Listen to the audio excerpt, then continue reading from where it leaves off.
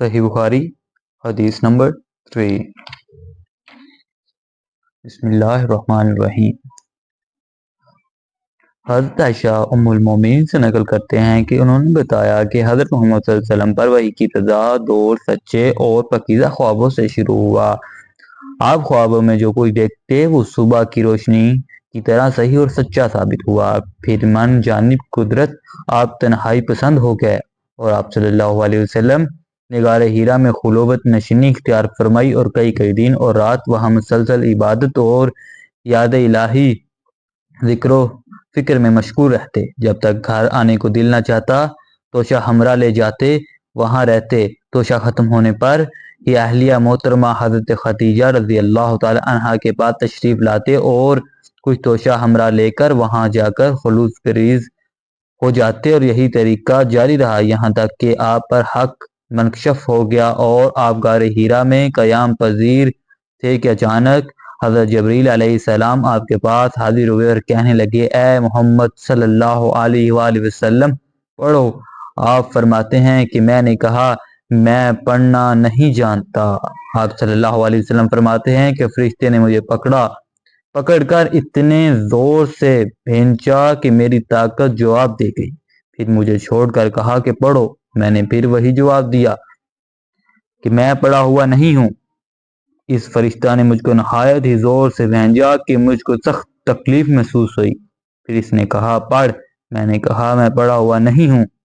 فرشتے نے تیسری بار مجھ کو پکڑا اور تیسری مرتبہ پھر مجھ کو بھینچا، پھر مجھے چھوڑ دیا اور کہنے لگا پڑھو اپنے رب کے نام سے، پڑھو اپنے رب کے نام کی مدد سے جس نے پیدا کیا انسان کو خون کی پٹکی سے بنایا، پڑھو اور آپ کا رب بہت ہی مہربانیاں کرنے والا ہے۔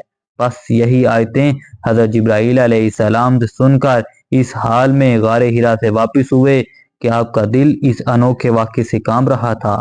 آپ حضرت خدیجہ کے ہاں تشریف لائے اور فرمایا مجھے کمبل اوڑھ دو۔ لوگوں نے آپ کو کمبل اوڑھا دیا۔ جب آپ کا ڈر جاتا رہا تو آپ نے اپنی زوجہ محترمہ حضرت خدیجہ رضی اللہ تعالی عنہ کو تفصیل کے ساتھ یہ واقعہ سنایا اور فرمانے لگے کہ مجھ کو اب اپنی جان کا خوف ہو گیا ہے۔ آپ کی اہلیہ محترمہ حضرت خدیجہ رضی اللہ تعالی عنہ آپ کی ٹھاس باندھائی اور کہا کہ آپ کا خیال صحیح نہیں، خدا کی قسم آپ کو اللہ کبھی رسوا نہیں کرے گا۔ آپ کا تو اخلاق فاضلہ کے مالک ہیں، آپ تو کنبہ پرور ہیں، بے کسوں کا بوجھ اپنے سر پر رکھتے ہیں، مفلسوں کے لیے آپ کماتے ہیں اور مہمان نوازی میں آپ بے مثال ہیں، اور مشکل وقت میں آپ امر حق کا ساتھ دیتے ہیں۔ ایسے اوصاف حسنہ والا انسان یوں بے وقت ذلت خواری کی موت نہیں پا سکتا۔ پھر مزید تسلی کے لیے حضرت خدیجہ رضی اللہ تعالیٰ عنہ صلی اللہ علیہ وسلم کو ورقہ بن نوفل کے پاس لے گئیں جو ان کے چچا زاد بھائی تھے اور زمانہ جاہلیت میں نصرانی مذہب اختیار کر چکے تھے اور عبرانی زبان کے کاتب تھے۔ چنانچہ انجیل کو بھی حسب منشائے خداوندی عبرانی زبان میں لکھا کرتے تھے۔ انجیل سریانی زبان میں نازل ہوئی تھی، پھر اس کا ترجمہ عبرانی زبان میں ہوا تھا۔ ورقہ اسی کو لکھتے تھے، وہ بہت بوڑھے ہو گئے تھے، یہاں تک کہ ان کی بینائی بھی رخصت ہو چکی تھی۔ حضرت خدیجہ نے ان کے سامنے آپ کے حالات بیان کیے اور کہا اے چچا زاد بھائی، اپنے بھتیجے محمد صلی اللہ علیہ وسلم کی زبانی ذرا ان کی کیفیت سن لیجئے۔ وہ بولے کہ بھتیجے آپ نے جو کچھ دیکھا اس کی تفصیل سناؤ۔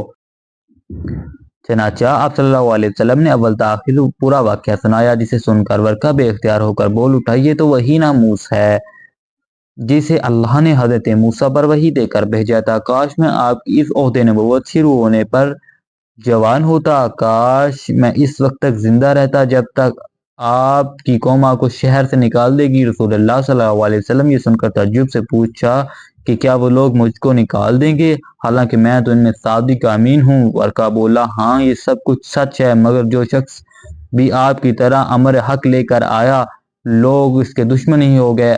اگر مجھے آپ کی نبوت کا وہ زمانہ مل جائے تو میں آپ کی پوری مدد کروں گا۔ ورقہ کچھ دنوں کے بعد انتقال کر گیا، پھر کچھ عرصہ تک وحی کی آمد موقوف رہی۔